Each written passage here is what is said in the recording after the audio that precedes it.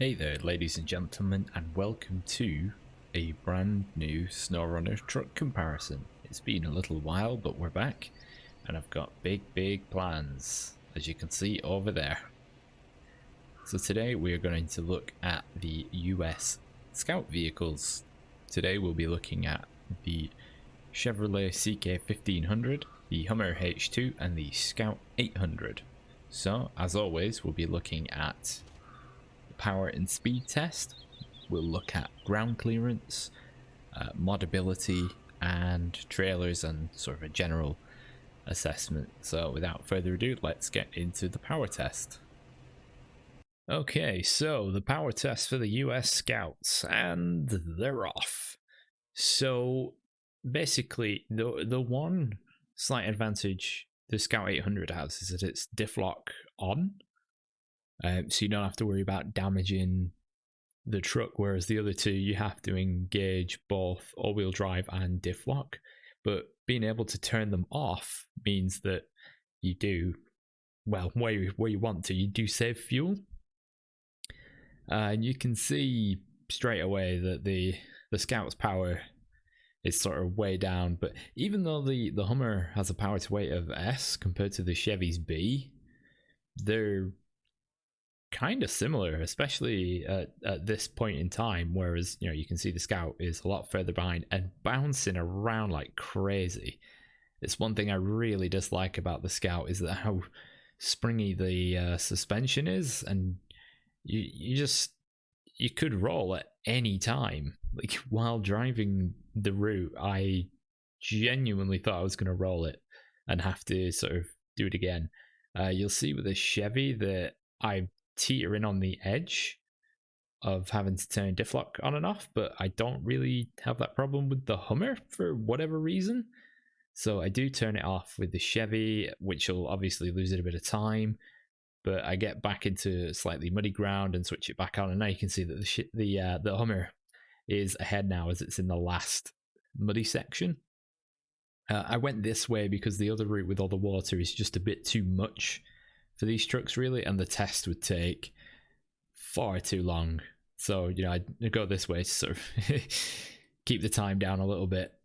Another thing with a Chevy is that with that roof rack, the extended roof rack, it does weigh the back down and bring the nose up. And as you can see, the Hummer is first at 152. Chevy, the Scout 800 actually pulls it back and comes second, and the Chevy is third. Now we're going to take a look at the add-ons for each vehicle. So on the Scout 800, we take a look at frame add-ons. There is just one option where it gives you more fuel and repair parts, as well as spare tire for repairs, which is nice and useful. 300 points, 4 spare tires and 140 fuel, meaning that you can keep yourself going for a very long time because the fuel capacity is 72, so you can nearly refill yourself completely twice. Now looking at the Chevrolet CK1500, because of the layout, there's a few different things you can have. So you can have a small roof rack, which is 150 repair points, 4 spare tires and 80 in fuel reserves. You can have the small roof rack,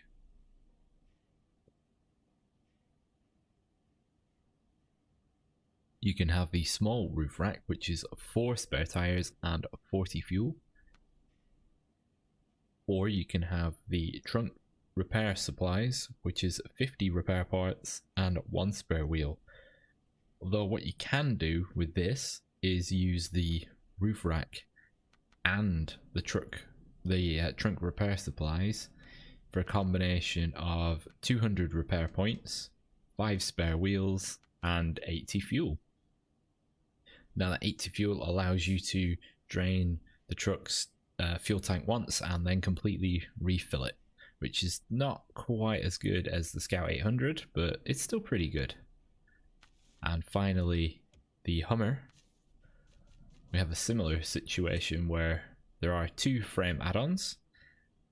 So you got the small roof rack, which adds 150 repair points, 4 spare tires and 40 fuel, and the trunk repair supplies, which adds 150 repair parts and 40 liters spare fuel, which added together is 300 repair points, 4 spare tires, and 80 fuel. So again, like the Chevy, you have one full tank of fuel that you can put in.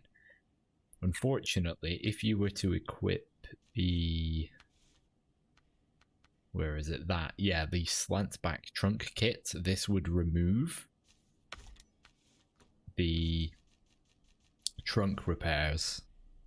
Oh no, it doesn't actually. I stand corrected. So if you do want to cover it up for whatever reason, you can do. And now we will look at the ground clearance and turning circles.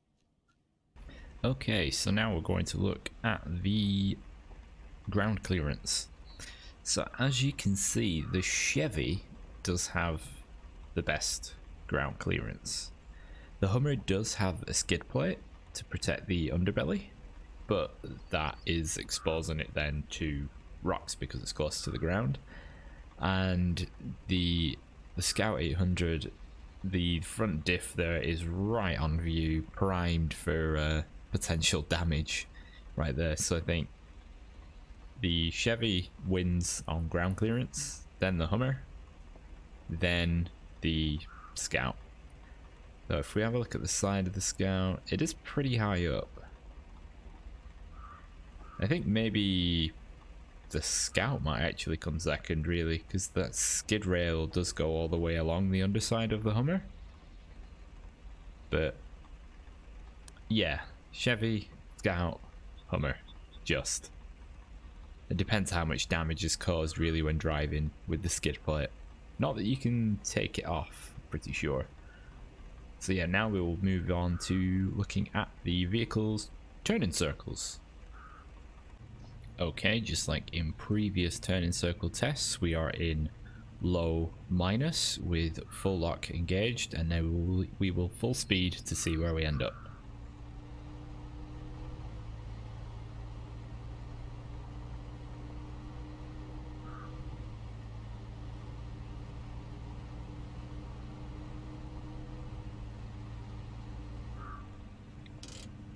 Right, as we have made a 180-degree turn, that is where we will leave it. So now jumping into the Hummer.